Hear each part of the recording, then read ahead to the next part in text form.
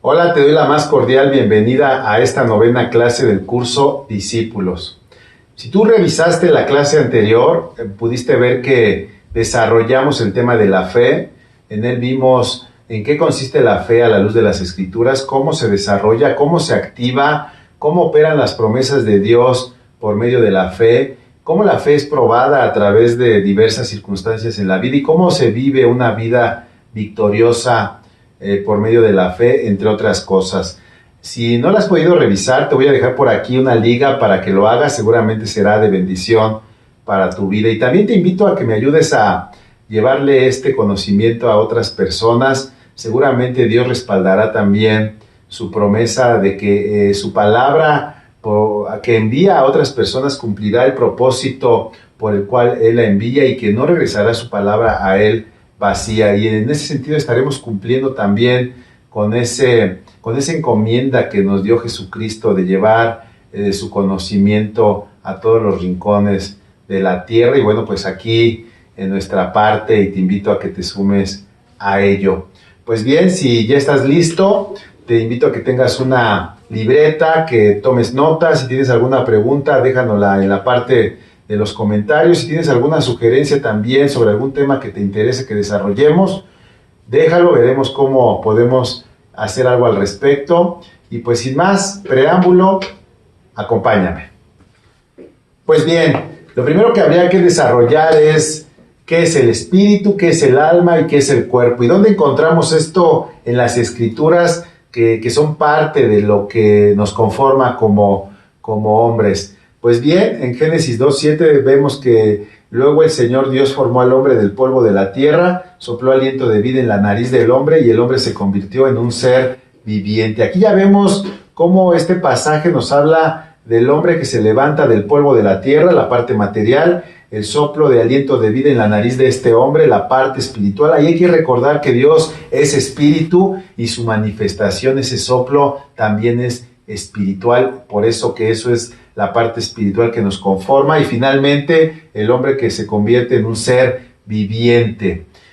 En la versión Biblia del Recobro encontramos este mismo pasaje que nos da un poquito de mayor riqueza conforme a lo que estamos desarrollando, y dice lo siguiente: el primer paso crea al hombre como vaso que ha de contener a Dios, quien es vida.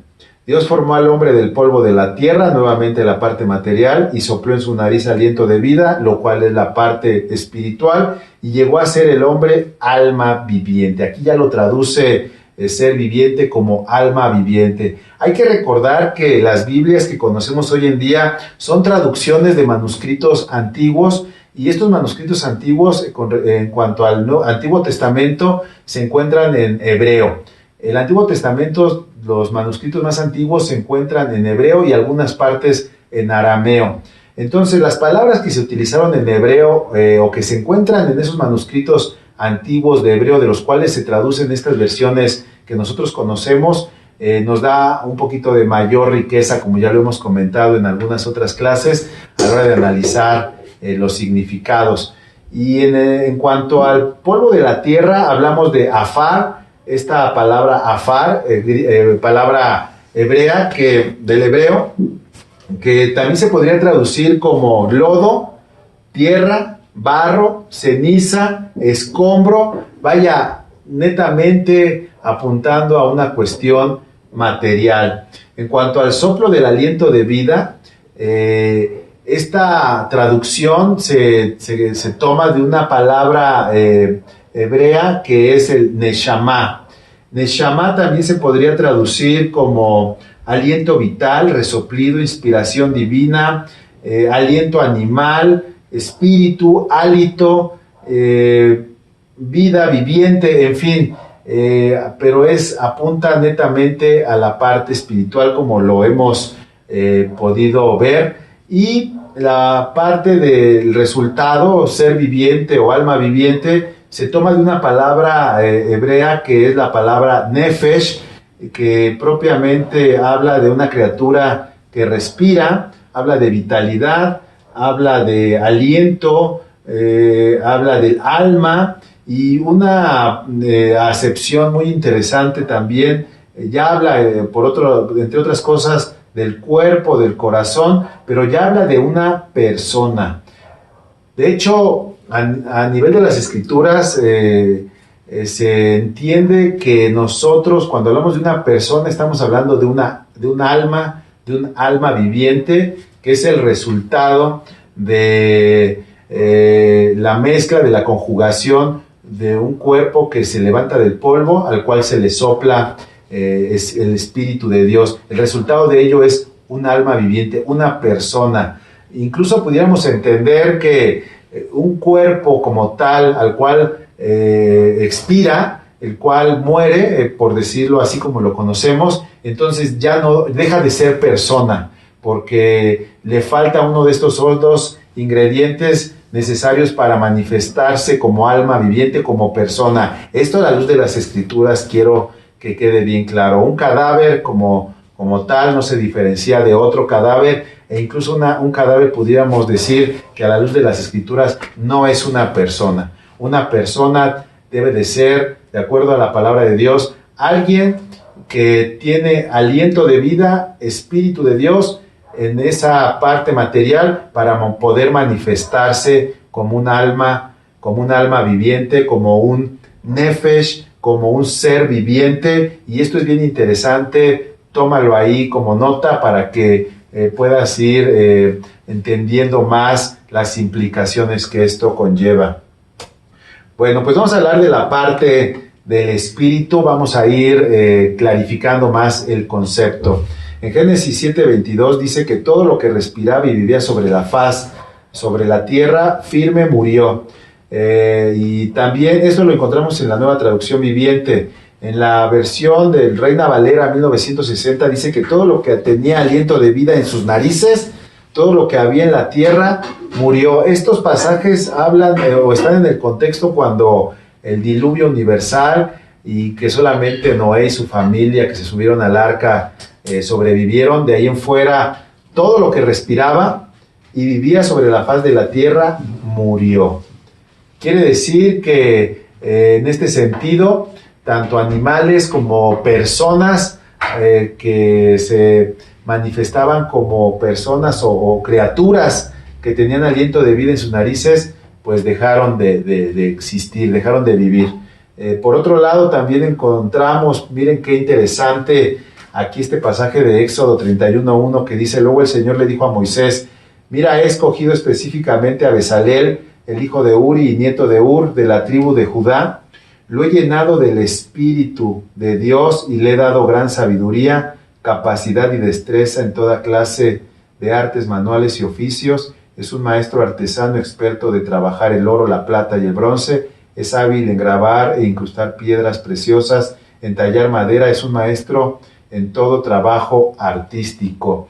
Este pasaje nos deja ver que no solamente el Espíritu en nosotros nos da vitalidad, nos permite manifestarnos como un alma viviente, sino que también este Espíritu que está en nosotros, si conecta con el Espíritu de Dios de forma directa, con el Espíritu de Dios, es mediante esa vía que Dios nos puede dar conocimiento, sabiduría, capacidades y destrezas. Así que también anótalo esto como algo muy, muy importante en cuanto al Espíritu en nosotros. El Espíritu no solamente cumple la función de darnos vitalidad, sino que también es el canal por medio del cual Dios nos entrega una serie de capacidades, de competencias para poder desarrollar en la parte material muchas obras, como lo vemos en este pasaje, en el cual se habla de Bezalel, al cual mediante el Espíritu de Dios, conectando con su Espíritu que le daba vitalidad, Dios lo capacitó para poder ser un maestro artesano, experto en trabajar el oro, la plata y el bronce, y mediante ello se levantó incluso el templo, ese hermoso templo de la antigüedad, mediante el cual también Dios fue glorificado. Así que hay que entender que el Espíritu en nosotros cumple, al menos en esto que estamos viendo, dos funciones: darnos vitalidad, y es también la vía mediante la cual el Espíritu de Dios en plenitud nos capacita para obras extraordinarias. Por otro lado, encontramos un concepto muy importante, el concepto de la muerte espiritual. La versión bíblica de la palabra de Dios para todos, en la carta a los Efesios, capítulo 2, del 1 al 6, lo desarrolla de una forma muy clara. En él dice que hace tiempo ustedes estaban espiritualmente muertos a causa de sus pecados y sus ofensas contra Dios.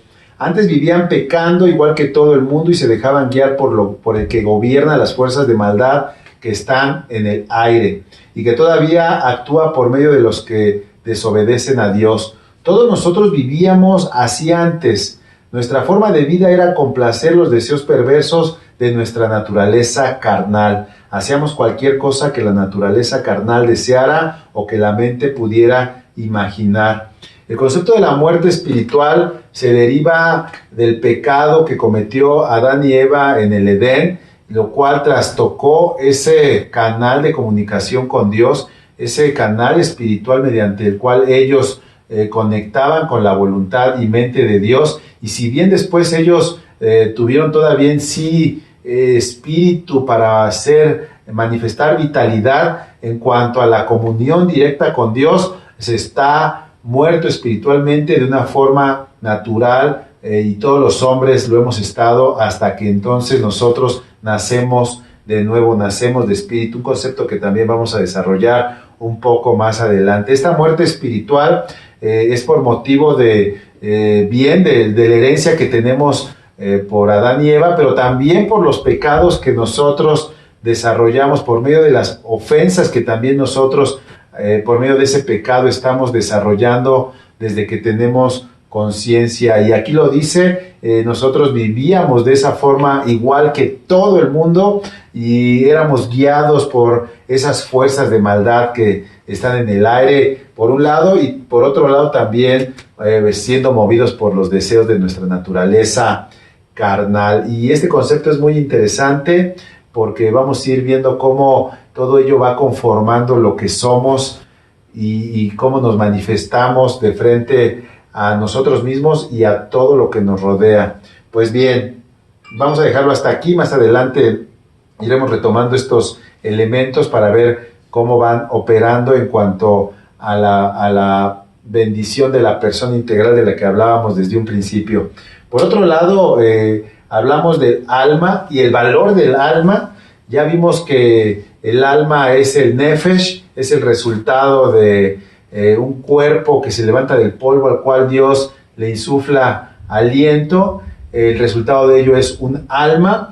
Y miren qué interesante lo maneja el Evangelio de Marcos en el capítulo 8, versículo 34, donde dice que entonces llamó a la multitud para que se uniera a los discípulos y dijo: si alguno de ustedes quiere ser mi seguidor, tiene que abandonar su manera egoísta de vivir, tomar su cruz y seguirme. Evidentemente está hablando nuestro Señor Jesucristo y dice: si tratas de aferrarte a la vida, la perderás, pero si entregas tu vida por mi causa y por causa de la buena noticia, por causa del Evangelio, la salvarás. ¿Y qué beneficio obtienes si ganas el mundo entero, pero pierdes tu propia alma? ¿Hay algo que valga más que tu alma? Indudablemente para nosotros no hay nada más valioso, así lo podemos entender, que nuestra propia alma, nuestra propia persona. No sé si tú lo has analizado incluso, pero es un verdadero milagro que entre millones y millones de personas no haya nadie que se parezca a ti en alma. Probablemente hay alguien que se parezca físicamente, evidentemente a nivel de vitalidad, pues todos nos parecemos, incluso en cuanto a los animales, aunque esto parezca raro, así lo es, porque respiramos, pero en cuanto al alma, en cuanto a la personalidad que nosotros manifestamos, somos únicos en el mundo y también de frente a Dios, y es ahí donde Dios nos conoce incluso por nuestro propio nombre. De hecho, si tú lo analizas, entenderás que detrás del concepto persona se esconde o se manifiesta uno de los más grandes milagros que podemos nosotros presenciar en esta tierra. El milagro de la persona conlleva la creatividad de Dios, conlleva la grandeza de Dios, conlleva los misterios de Dios, porque si lo analizas entenderás que verdaderamente es un milagro que, insisto, entre tantas y tantas personas que habitan esta tierra, nadie sea como tú en cuanto a tu propia persona, en cuanto a tu propia alma, y en ello también Dios dice que hay un gran valor. De hecho, la sangre de Cristo manifiesta el valor de tu alma, ya que la obra de Cristo, su sacrificio en la cruz, su muerte y resurrección, e incluso haber ascendido a los cielos, el estar intercediendo por ti, tiene que ver con preservar tu alma, para que tu alma no se pierda. Y por otro lado encontramos incluso en el Salmo 143:3, que el enemigo ha perseguido mi alma, ha aplastado mi vida contra la tierra. Dice el salmista: me ha hecho morar en lugares tenebrosos como los que hace tiempo están muertos. Mira qué interesante, tan valiosa es el alma, que el mismísimo enemigo, el mismísimo Satanás se levanta como enemigo de nuestras almas. El enemigo busca tu alma, busca que tu alma se pierda, busca que tu persona se trastorne, se deprave, y no solamente la tuya, sino la de todas las personas. Y es de eso de lo que Dios nos rescata, de una vida que se ajusta a la corriente de este mundo, la cual es gobernada por el mismísimo príncipe de las tinieblas, quien es el diablo, y por otro lado también un alma que se encuentra sometida a presión por los deseos carnales de este cuerpo, que también manifiesta una naturaleza pecaminosa, una naturaleza tendiente al pecado como producto del mismo pecado. Así que el alma se puede entender como ese elemento, ese ring, por decirlo, donde el espíritu muerto no se sobrepone a los impulsos de la carne, los cuales guían nuestra vida y nos lleva a hacer cosas que resultan en perjuicio de nuestra propia persona. Pero lo dejamos hasta aquí. Más adelante también abordaremos nuevamente este punto. Ahora lo que quiero que entendamos es que el alma es de gran valor a los ojos de Dios. Tu persona es de gran valor a los ojos de Dios. Por otro lado, entendemos que en el alma están las emociones. Vamos a entender cómo se conforma también la persona. Esta misma alma se conforma de tres grandes áreas. Se conforma de emociones. Y por otro lado, podemos ver aquí en el Evangelio de Juan 12:27, dice: ahora mi alma está muy entristecida. Hablando el mismo Señor Jesucristo, la emoción de la tristeza se manifestaba en su persona, se manifestaba en su alma. Y él decía: ¿acaso debería orar, Padre, sálvame de esta hora? Pero esa es precisamente la razón por la que vine. Miren qué conflicto también el Señor Jesucristo tuvo a nivel del alma, a nivel de su propia persona. Por otro lado, fíjense que Mateo, en el Evangelio de Mateo 11:29 encontramos lo siguiente también. Jesucristo hablando dice: pónganse mi yugo, déjenme enseñarles, porque yo soy humilde y tierno de corazón, y encontrarán descanso para su alma. Es en el alma donde se manifiesta esa paz, esa confianza, esa certeza. Yo no sé, pero pudieras traer a tu mente una situación de gran confort en tu sala, en tu recámara, a la hora de estar descansando en tu cama, y tú manifiestas un descanso en tu alma. Pues bueno, el mismo Señor Jesucristo promete un descanso para el alma en cuanto a su propia enseñanza, en cuanto a aquel que está siendo enseñado por Él. Él promete que su alma también en ello encontrará un descanso placentero. Por otro lado, también en el alma encontramos que ahí se deposita el conocimiento, ahí se deposita y se desarrolla el conocimiento, que por otro lado va también conformando nuestra experiencia a nivel de nuestra propia persona. Dice así el Proverbios 24:14: así también la sabiduría es dulce a tu alma. Si la encuentras, tendrás un futuro brillante y tus esperanzas nunca o no se truncarán. Fíjate qué interesante también el conocimiento de Dios es dulce al alma, enriquece el alma, porque en el alma, a través de este conocimiento, es que empezamos a encontrar la forma de respuesta a toda circunstancia, y las esperanzas en nosotros no se truncan. Algo que también se manifiesta en nuestra propia persona, la sabiduría de Dios conectando en nuestra propia alma para manifestar en nuestra persona la sabiduría de Dios. El otro grande elemento que también se encuentra en el alma está la voluntad. Dice así el Salmo 103:1: bendice alma mía a Dios y bendiga todo mi ser su santo nombre. Esto lo encontramos así en la versión Reina Valera 1960. Revisa con detenimiento este pasaje y ve cómo la persona que está desarrollando este pasaje está hablando de forzarse a sí mismo, forzar su voluntad en el bendecir a Dios. Y en el Salmo 103:1, en la nueva versión internacional, dice: alaba alma mía al Señor. En una dice: bendice alma mía al Señor. En otra: alaba alma mía al Señor. Alabe todo mi ser su santo nombre. Lo cual debe de empezar en nuestra propia persona, en nuestra propia alma. E insisto, espero que haya quedado claro este concepto, porque cuando hablamos de la persona y hablamos del alma, probablemente, o más bien, no estamos hablando del cuerpo, que probablemente él sí se resista a alabar al Señor. Quiero dejarlo esto bien claro.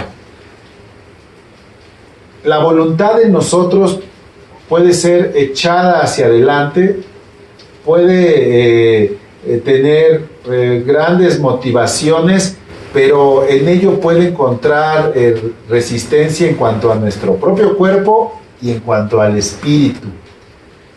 Tú puedes tener grandes ideas y grandes planes con respecto a tu alma, pero probablemente al final del día te gane el cuerpo. Te voy a poner un ejemplo muy simple para nosotros que asistimos a la iglesia a alabar a Dios.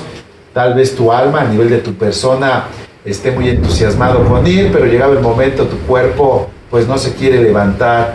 Y por otro lado, si no estás fuerte en el espíritu, probablemente tu espíritu también no encuentre gran sentido en hacer eso que el alma se había propuesto anteriormente, y finalmente de forma integral no haces lo que tu alma originalmente quería hacer. Pues bien, aquí vemos cómo el salmista está forzándose, está moviendo la voluntad por medio del alma, que debe de empujar al cuerpo y que debe de llevar también a todo el ser integral a ser fortalecido en cuanto al espíritu. Y por eso dice: alaba alma mía al Señor, alabe todo mi ser su santo nombre.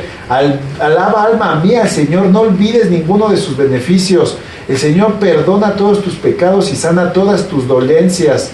Él rescata tu vida del sepulcro y te cubre de amor y compasión. Él colma de bienes tu vida y te rejuvenece como las águilas. Fíjese cómo él ya está negociando con su propia persona a nivel de la voluntad. Él ya se está forzando a reconocer los favores de Dios, a alabar al Señor, a bendecir al Señor. Luego le está hablando a su ser integral, e incluso en el 3 dice que: cuerpo, acuérdate que Él sana todas tus dolencias. Debemos de avanzar juntos en esa voluntad alineada de nuestra persona a la voluntad de Dios. Aquí valdría la pena también hablar un poco acerca de la resurrección.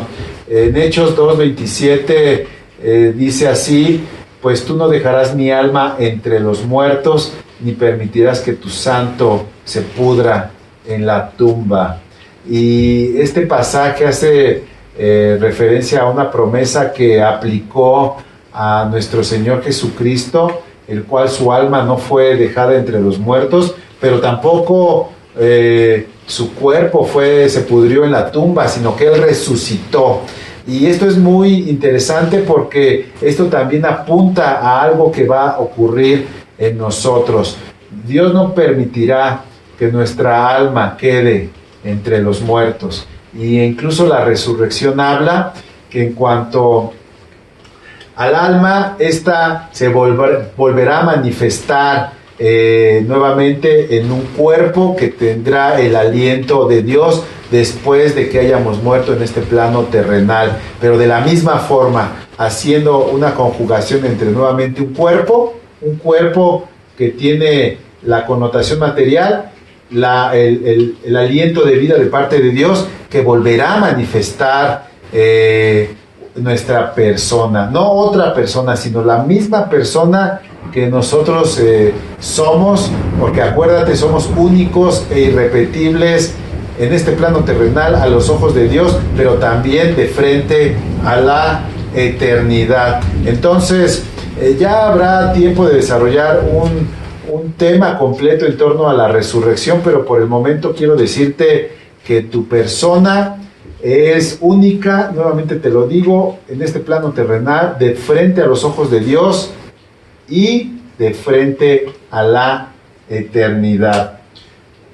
Regresando a la parte que también nos conforma, que es el cuerpo, pues Santiago 2:26 dice que así como el cuerpo sin aliento está muerto, fíjate qué interesante, un cuerpo sin aliento, sin espíritu, un cuerpo sin el soplo de Dios está muerto. Si bien esto está haciendo referencia a la fe, que sin buenas acciones está muerta, también nos deja ver cómo se manifiesta un cuerpo sin aliento. Es eso, el cuerpo tiene vitalidad por medio del Espíritu, por el soplo del Espíritu de Dios, para poder moverse, para poder andar. Y dice aquí Efesios 5:29 que nadie odia a su propio cuerpo, sino que lo alimenta y lo cuida tal como Cristo lo hace por la iglesia. Y pues seguramente pues conocemos excepciones, pero de forma general el hombre le da descanso a su cuerpo, lo limpia, lo alimenta, lo fortalece,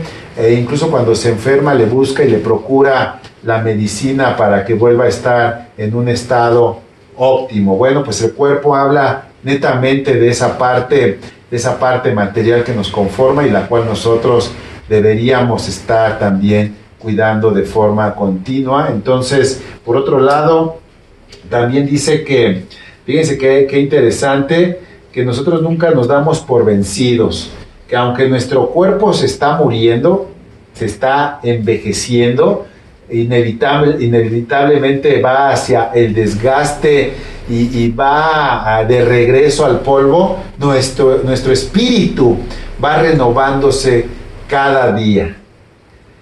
Qué interesante, el espíritu en nosotros, si es que nació de nuevo, y esto lo vamos a ver más adelante, entonces se renueva de día tras día, no obstante que el cuerpo en el cual nos movemos se va envejeciendo. Dice que pues sabemos que cuando se desarme esta tienda de campaña terrenal, nuestro cuerpo, es decir, cuando muramos y dejemos este cuerpo terrenal, tendremos una casa en el cielo, un cuerpo eterno, hecho para nosotros por Dios mismo y no por manos humanas. Es decir, será otro cuerpo el que contenga el aliento de Dios y el cual manifestará nuestra propia persona. A esto se le conoce como el cuerpo glorioso, un cuerpo con semejanza al cuerpo de Jesucristo cuando Él resucitó. Insisto, esto lo estaremos desarrollando en el tema de la resurrección. Hay mucho que hablar al respecto, pero este nuevo cuerpo que Dios nos dará también tendrá sus elementos materiales como los de Jesucristo cuando Él resucitó, y ahorita vamos a ver un pasaje al respecto, pero también tendrá en la parte del aliento del Espíritu y manifestará nuevamente a nuestras personas. De hecho, ahí hay una esperanza muy hermosa de frente a nuestros amados que han partido en este plano terrenal, que murieron reconociendo a Jesucristo como nuestro Señor y Salvador. Las Escrituras nos enseñan que llegado ese momento de la resurrección, también los podremos identificar y nos volveremos a encontrar con ellos. Por otro lado, dice aquí la segunda carta a los Corintios en el capítulo 5, versículo 2, que nos fatigamos en nuestro cuerpo actual y anhelamos ponernos nuestro cuerpo celestial como si fuera ropa nueva. Otra vez, invariablemente cuando la Biblia habla del cuerpo, nos lleva a la idea de que tendremos un cuerpo nuevo que no se desgastará como el que en este plano terrenal se va desgastando por motivo de la oxidación o por las cuestiones biológicas y físicas que aquí se manifiestan. Dice que nos vestimos con un cuerpo celestial. Ojo, esto es muy interesante.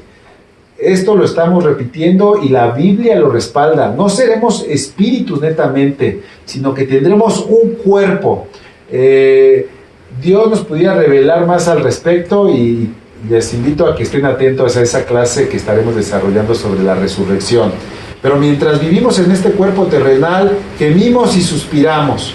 Pero no es que queramos morir y deshacernos de este cuerpo que nos viste, más bien queremos ponernos nuestro cuerpo nuevo para que este cuerpo que muere sea consumido por la vida. La misma idea, la misma idea. De hecho, esta era una idea muy recurrente en el apóstol Pablo, el cual había entendido la esperanza del cristiano, la resurrección, una vida nueva, un cuerpo nuevo, volver a manifestarnos como personas de frente a Dios y a nuestros seres amados, podernos encontrar con aquellos que murieron en Cristo. Y de hecho esa es la gran verdad detrás de la familia de Dios, que somos una familia que estaremos juntos por siempre. En términos de la resurrección, nada más para irles dando ahí un poco de lo que estaremos desarrollando más adelante en un tema de la resurrección, podemos ver ese cuerpo de Jesús, donde Jesús le dijo a Tomás: pon tu dedo aquí, mira mis manos, mete tu mano en la herida de mi costado, ya no seas incrédulo, cree. Y Tomás dijo: mi Señor y mi Dios. Evidentemente Jesucristo había resucitado, pero tenía un cuerpo, y un cuerpo en semejanza a el que él había tenido antes de haber muerto. Esto contradice aquellas ideas de que Jesucristo resucitó en espíritu. Un espíritu no tiene cuerpo. Sin embargo, Jesucristo se presentó ya una vez resucitado de frente a Tomás y sus discípulos con un cuerpo y puso a prueba que era un cuerpo. No solamente en este pasaje, sino también en Lucas 24:39, donde el mismo Jesús dice: miren mis manos, miren mis pies, pueden ver que de veras soy yo, tóquenme y asegúrense de que no soy un fantasma, pues los fantasmas no tienen cuerpo como ven que yo tengo. Mientras hablaba, él les mostró sus manos y sus pies. Aún así ellos seguían sin creer, llenos de alegría y asombro. Entonces les preguntó: ¿tienen aquí algo que comer? Le dieron un pedazo de pescado asado y él lo comió mientras ellos miraban. Qué interesante, un cuerpo, no un fantasma, no un espíritu sin cuerpo. Les mostró manos, les mostró pies, y para dejarles claro que él, habiendo resucitado, aún tenía un cuerpo en el cual se manifestaba como persona, comió con ellos. Los espíritus evidentemente no comen, sino es que es una persona evidentemente manifestándose en un cuerpo que tiene la capacidad de desarrollar las funciones físicas que desarrollamos tú y yo en nuestros propios cuerpos mortales, aunque este cuerpo de Jesús ya no tendía nuevamente a la muerte. Pues bien, lo que primero viene es el cuerpo natural y más tarde viene el cuerpo espiritual. Un cuerpo en el cual está afincada nuestra esperanza, porque en él resucitaremos y en él nos encontraremos si es que somos parte de la familia de Dios. Pues bien, siguiendo con el tema que hoy nos compete, ese tema, como puedes ver, me apasiona mucho, y seguramente también a ti, porque es parte de nuestra esperanza en Dios. Ahora vamos a ver lo que es la santificación integral. Primera Tesalonicenses 4:3 dice que la voluntad de Dios es que seamos santos, y entonces se nos pide que nos alejemos de todo pecado sexual, y como resultado cada uno debe controlar su propio cuerpo para vivir en santidad y en honor, no en pasiones sensuales como viven los paganos que no conocen a Dios ni a sus caminos. Bueno, pues aquí ya hay unas indicaciones muy concretas de lo que no se debe hacer con el cuerpo para poder desarrollar esa santificación integral, entendiendo que la degradación o el pecado de una parte de nosotros contamina a las otras. En esta misma carta a los Tesalonicenses, pero ahora en el capítulo 5, versículo 23, dice así: ahora que el Dios de paz los haga santos en todos los aspectos, en todo su espíritu, en toda su alma y cuerpo, integralmente, y que se mantenga todo esto, su cuerpo, sin culpa hasta que nuestro Señor Jesucristo vuelva. Hay que entender que el pecado en el cuerpo, como ya lo decíamos, contamina tanto el alma y el espíritu. Igualmente los pecados de nuestra persona, es decir, los pecados que se manifiestan en nuestra voluntad, en nuestros deseos, en nuestras emociones, en el conocimiento mismo que nosotros dejamos entrar a nuestra propia persona, también afectan de forma directa el cuerpo y el espíritu. Y también, evidentemente, la falta de una buena nutrición espiritual no permite que ello abone a que el cuerpo y el alma, la persona en sí, puedan caminar conforme a la voluntad de Dios, caminar en torno a las promesas y bendiciones de Dios. De hecho, podría decirte, como lo dice aquí en el primer pasaje que revisamos, en el 4.3, cuando dice que todos se alejen de todo pecado sexual, hay resultados o hay peticiones de parte de Dios que no se pueden realizar si no está fortalecido el espíritu. El motor que puede mover a toda la persona es el espíritu, y de hecho eso lo vamos a ver también en el siguiente punto, donde encontramos que hay una petición de Dios muy bíblica de amar a Dios de forma integral. Fíjense qué pasaje, Mateo 22:35 dice: uno de ellos, hablando de un religioso, de uno de los fariseos, experto en la ley religiosa, intentó tenderle una trampa con la siguiente pregunta al maestro, al Señor Jesucristo. Le dijo: maestro, ¿cuál es el mandamiento más importante en la ley de Moisés? Y Jesús contestó: amarás al Señor con todo tu corazón, con toda tu alma y con toda tu mente. Este es el primer mandamiento y el más importante. Hay un segundo mandamiento que es el igualmente importante: amarás a tu prójimo como a ti mismo. Toda la ley y las exigencias de los profetas se basan en estos dos mandamientos.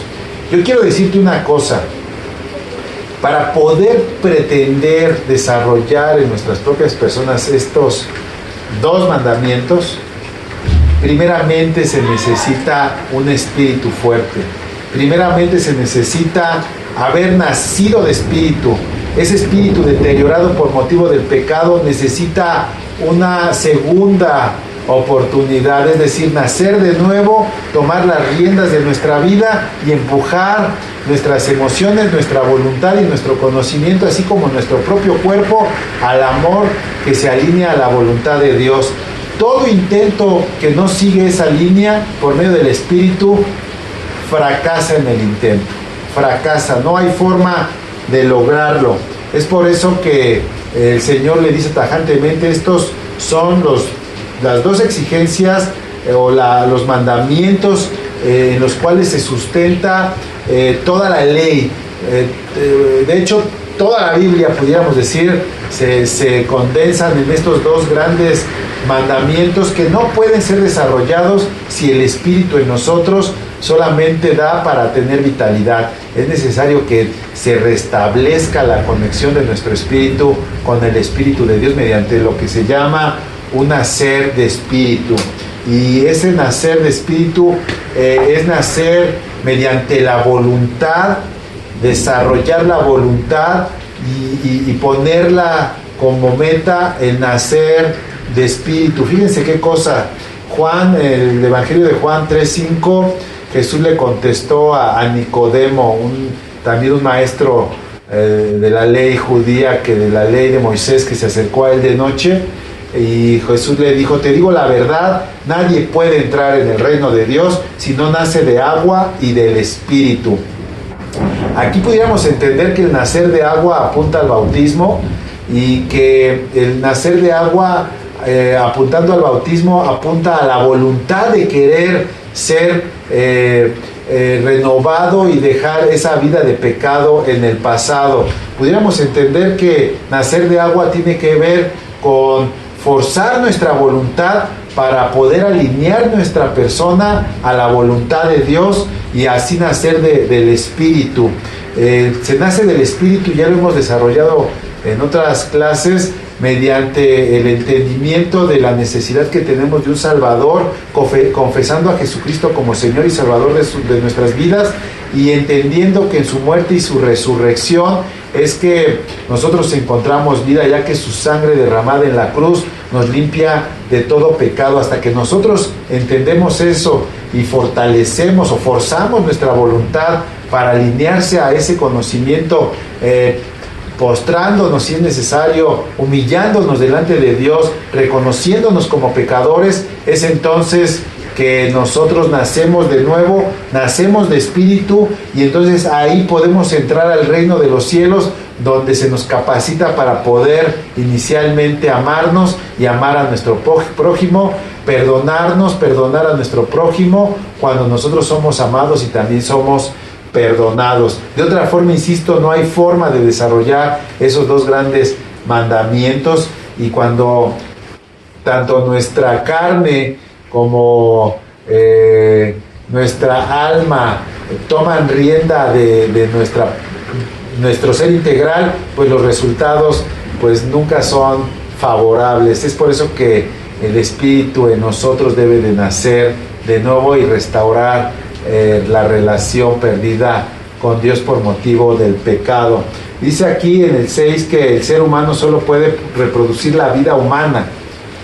La parte material solamente puede reproducir la vida humana, la biología, la parte física, pero la vida espiritual nace del Espíritu Santo por motivo de nacer de nuevo, forzando nuestra voluntad. Es por eso que también las Escrituras dicen que Dios va operando en nosotros el querer y el hacer, porque Dios no nos forza, pero va incentivándonos para que, llegado el momento, nuestra voluntad se doblegue delante de Dios por beneficio de nosotros mismos. Así que Jesús le dijo: no te sorprendas cuando digo tienen que nacer de nuevo.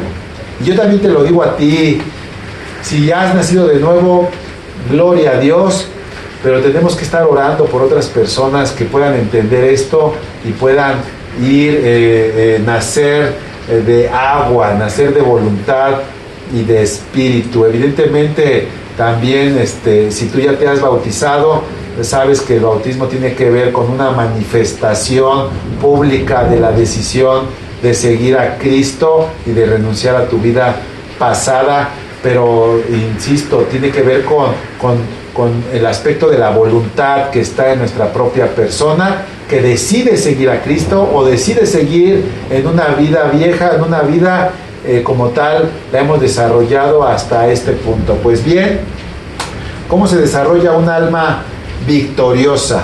¿Cómo se desarrolla una alma victoriosa?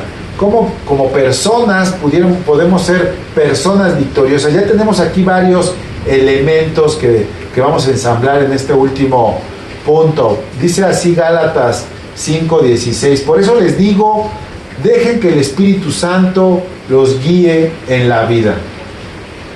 Entonces no se dejarán llevar por los impulsos de la naturaleza pecaminosa. Este pasaje es muy interesante porque redondea lo que venimos platicando. Solamente cuando nuestro espíritu es restaurado para poder conectar con el Espíritu de Dios, es que ese Espíritu de Dios, ese Santo Espíritu de Dios, empieza a guiar nuestras vidas y toma rienda no solamente de nuestro cuerpo, sino también de nuestra persona, de nuestra alma, de nuestras emociones, de nuestra voluntad y de nuestro conocimiento.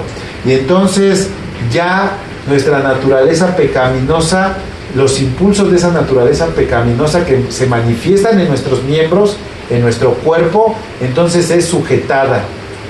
Y es así que el Espíritu Santo empieza a desarrollar en nosotros el espíritu de dominio, el dominio propio, el fruto del dominio propio, mediante el cual el Espíritu mismo nos va guiando, nos va llevando para que tomemos decisiones acertadas, para que tomemos decisiones de bendición para nosotros, para nuestras generaciones, para las generaciones que vienen, y eso es sorprendente, porque si verdaderamente lo crees y lo vives, el Espíritu Santo te empieza a dar la guía diaria y tú empiezas a ver los resultados de ser guiados por el Espíritu. Y no estoy diciendo que la naturaleza pecaminosa de nuestra carne ya no se revela, pero se controla, se contiene por medio del Espíritu Santo, y entonces eso que antes hacíamos y que nos redituaba en perjuicio de nosotros mismos, ya no se mueve así nuestro ser integral. Dice que el 17, que la naturaleza pecaminosa desea hacer el mal, que es precisamente lo contrario de lo que quiere hacer el Espíritu. Y el Espíritu nos da deseos que se oponen a lo que desea hacer la naturaleza pecaminosa. Estas dos fuerzas luchan constantemente entre sí. Entonces ustedes no son libres para llevar a cabo sus buenas intenciones. Miren qué cosa se da.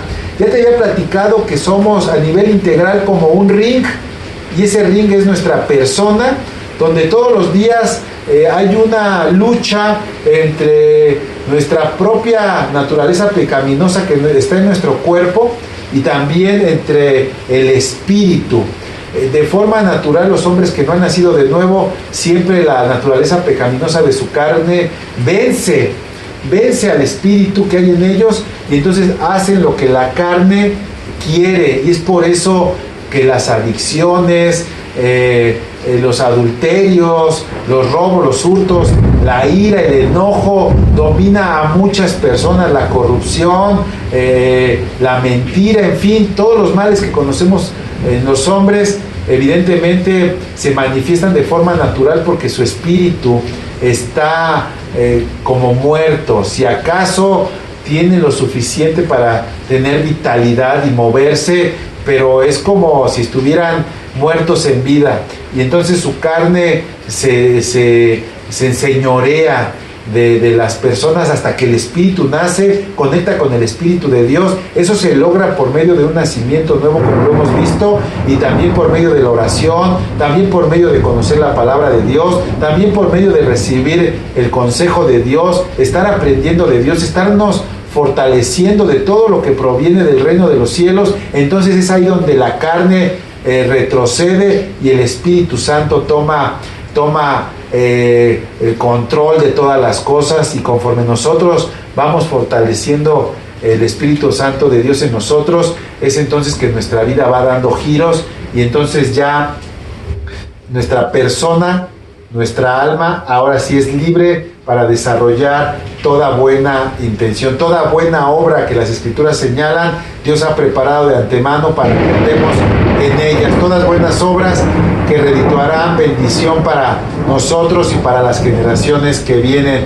Dice Gálatas 5:16 en la versión Reina Valera: digo pues, andad en el Espíritu, no satisfagáis los deseos de la carne, porque el deseo de la carne es contra el Espíritu y el del Espíritu es contra la carne, y estos se oponen entre sí para que no hagas lo que quieres. Una versión diferente, con palabras más sintetizadas, pero con la misma idea. Y entonces ahí vemos que hay una situación que se está moviendo en cada una de las tres esferas que nos conforman. Yo te invito a que de frente a toda circunstancia veas cómo se ha manifestado tu espíritu, cómo se ha manifestado tu cuerpo, cómo se ha manifestado tu alma, tu voluntad, tu inteligencia, tu experiencia y también tus emociones, y en qué área tienes problemas y cómo esto está impactando en las otras esferas de tu vida.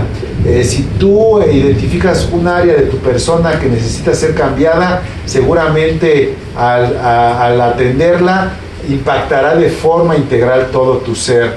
De esa forma también oramos, por citar un ejemplo hoy, por todas aquellas personas que están enfermas por este mal que hoy nos está aquejando, no solamente a México, sino a todo el mundo, este tema del COVID.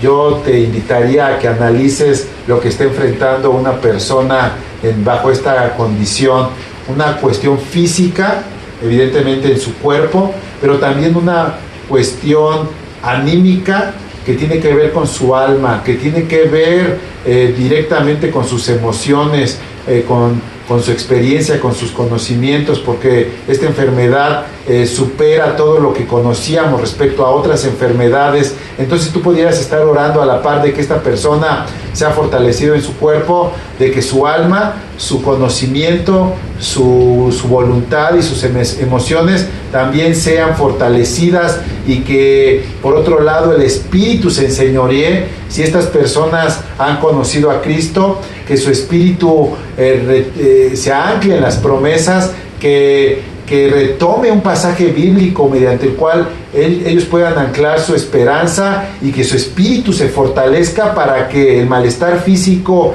y la parte netamente emocional del alma no sean las que sobresalgan, sino que el espíritu se mantenga firme. Y es por eso que estamos orando, porque aquellas personas que han conocido a Cristo y que tienen conocimiento de la palabra se anclen a esa palabra, a esa promesa, y que esa promesa los haga fuertes espiritualmente, aunque físicamente o emocionalmente a nivel del alma estén atravesando una circunstancia de mucha dificultad, porque sabemos que el Espíritu puede levantar tanto la cuestión anímica como la cuestión física, y el Espíritu Santo es tan poderoso que por medio de ese conocimiento de Dios que está en las Escrituras, por medio de la oración, por medio de la intervención del Espíritu Santo en el espíritu de estas personas, se puede dar ese milagro esperado.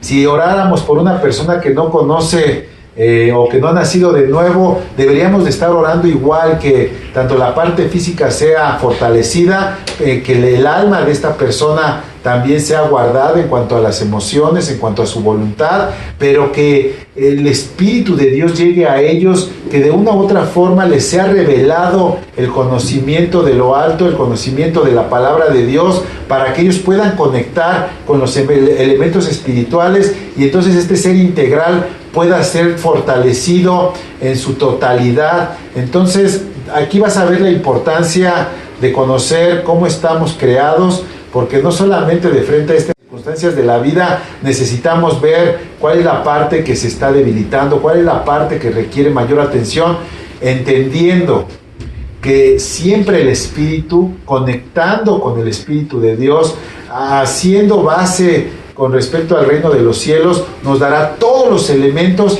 y las salidas para enfrentar y salir victoriosos en cuanto a nuestra alma, en este plano terrenal, a los ojos de Dios y de frente a la eternidad. No lo olvides. Quiero levantar una oración finalmente y rogar a Dios porque tu ser integral también sea fortalecido. Señor, yo te doy gracias por quien ha seguido esta enseñanza. Te ruego porque sean prosperados en todo, Señor, que sean fortalecidos en su cuerpo, así como son fuertes en espíritu, Dios. Señor, que tú les traigas esa inteligencia y esa sabiduría para poder tomar decisiones acertadas con respecto a su cuidado físico, Dios, pero que nunca descuiden, Señor, la parte espiritual. Amado mío, que sea la palabra, sea la oración, oh Señor, la meditación diaria, ahora que todavía no se dan las condiciones para congregarnos, que ellos estén buscando tu presencia de continuo ahí donde ellos se encuentran, y que sean prosperados en todo, mi Dios. Que ninguna mala noticia toque sus puertas, antes bien que en esa fortaleza también se levanten a favor de otras personas que aún no te conocen, que den testimonio de frente a los que están cerca, Señor, y que en todo y por todo su vida, la vida de quien está recibiendo esta oración, dé testimonio del Dios tan grande en el que hemos creído, para tu gloria, en el nombre de Jesús. Amén. Hasta la próxima.